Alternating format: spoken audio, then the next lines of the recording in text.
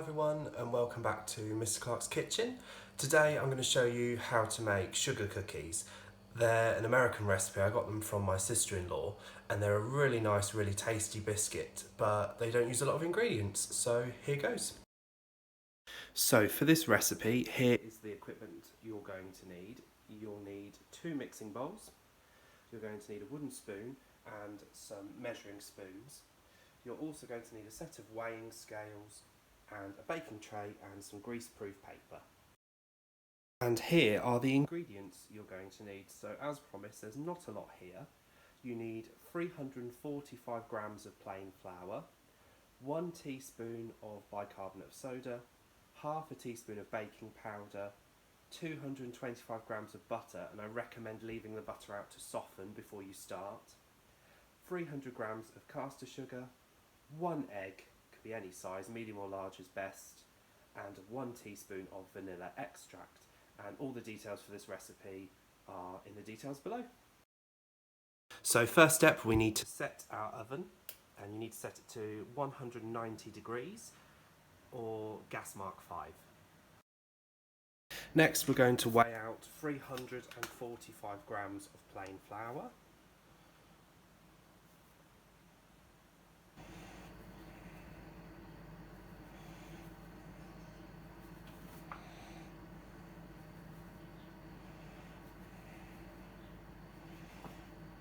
If you go over, I recommend you just use a tablespoon and spoon the flour back in to the bag. That's easiest, but there's 345 exactly. Next we're going to add a whole teaspoon of bicarbonate of soda and half a teaspoon of baking powder.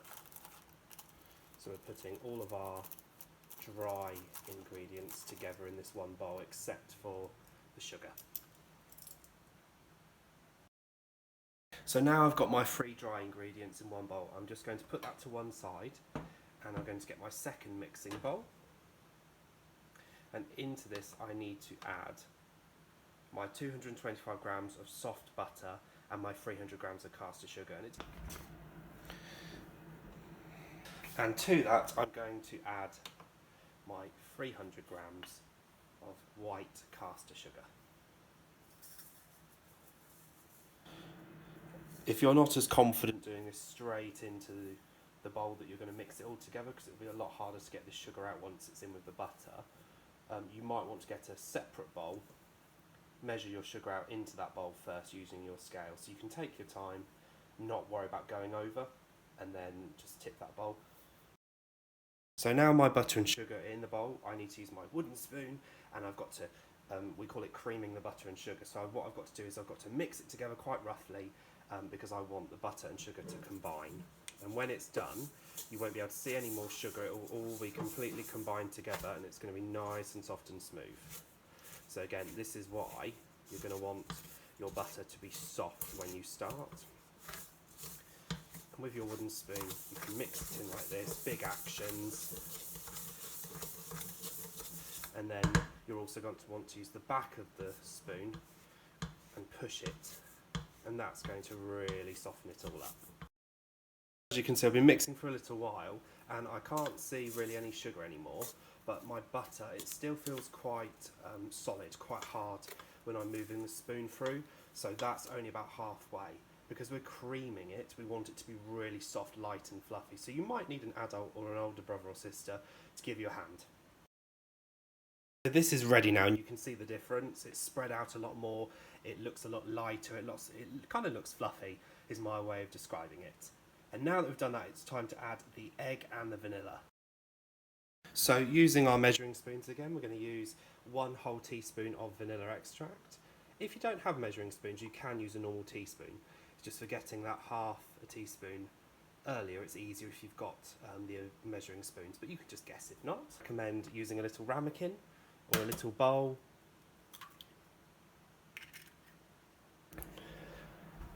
Really important, once you've handled raw egg, you wash your hands if you've got any on you. What I'm going to do is I'm just going to quickly whisk these together, just because then I find it's always easier adding this to my butter and sugar rather than trying to add in vanilla and add in the egg at the same time. They're kind of a bit more combined. So I'm just whisking it. So I've kind of tilted the ramekin a little bit to the side and I'm kind of lifting the egg up. Okay, so bring back butter and sugar, then add this in, all in at once. Try and get as much in as you can. We don't want to leave any of that vanilla extract in there because that's going to make our biscuits taste really nice. And now it's time to mix it all up again. Now that I've got my butter, sugar, egg and vanilla all mixed in, it's time to add in our dry ingredients from earlier. You can do this gradually or you can just add it all in at once. And we're going to blend this all together. Okay, I'm going to mix this all together now. And I need to keep mixing it all together until it's all combined. Looking at my mixture now, most of it is all mixed in, but it's getting a little bit hard to use the spoon, so I've scraped off the excess on the wooden spoon and it's time to use our hands. Now what we're looking for here is a dough that's combined all together. Now mine is a little bit wet, a bit too sticky. It's going to be really hard to get that onto the tray. So if you find that you're having the same problem, just bring your bag of flour over and just add a tiny little bit more in, not too much. If you add too much, you're going to dry out the mixture. It's not going to combine, but hopefully this little bit of flour is going to help me turn this into one big ball of dough. Okay, so I've kept mixing. I had to add a little bit more flour. And what you can see is you're left with a rather handsome looking ball of dough, and I've popped it on a wooden board. You can put it on any surface. You might want to lightly flour the surface just to stop it sticking to it, but I'm going to move this to one side and I need to prepare my baking tray for going in the oven. So I've got a baking tray here and I've got greaseproof paper, sheet of that roughly the same size as my tray, over the top, flatten it out, so that's ready. Now back to my ball of dough, so I'm going to turn this around so you can see him. What I need to do is, with this recipe, rather than rolling it out with a rolling pin like other biscuits, you pop them onto the baking tray in little balls. You can use a teaspoon to do this if you want to measure it. If you'd like them all the same size, you could use a teaspoon to get the right amount. Depending on the size of your biscuits, you can make large sugar cookies, small sugar cookies. I tend to grab enough dough so that it makes a ball kind of in the middle of the palm of my hand, and then I'm just going to pop that on my baking tray. And I need to make sure that when I put them all out, I need to leave enough space, because what they're going to do is they're going to expand and they're going to flatten out as they cook.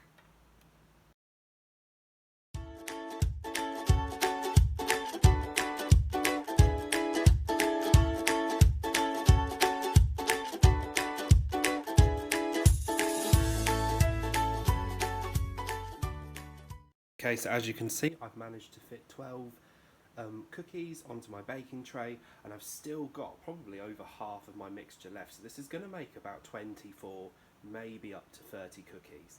So my next step now is to take this tray and ask an adult to help you if you're not confident doing this, but I'm going to use an oven glove and I'm going to carefully put these in my oven that we set at the beginning, and they're going to need to bake for about 8 to 10 minutes or until they're nice and golden. So while my tray is in the oven, what I'm going to do is I'm going to turn this into the rest of the cookies, and I'm going to lay them all out ready, so once my tray is done, once I've got my first batch out and I can leave them to cool, I can start cooking the next lot.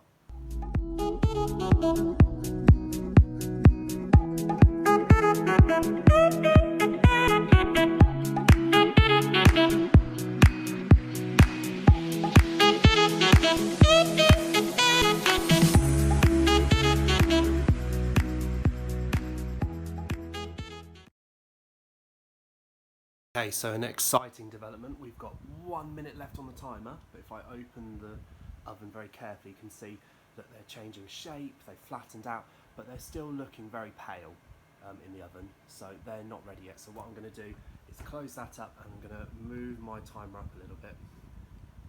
I'm going to give them just under another 3 minutes. Let's see how they do.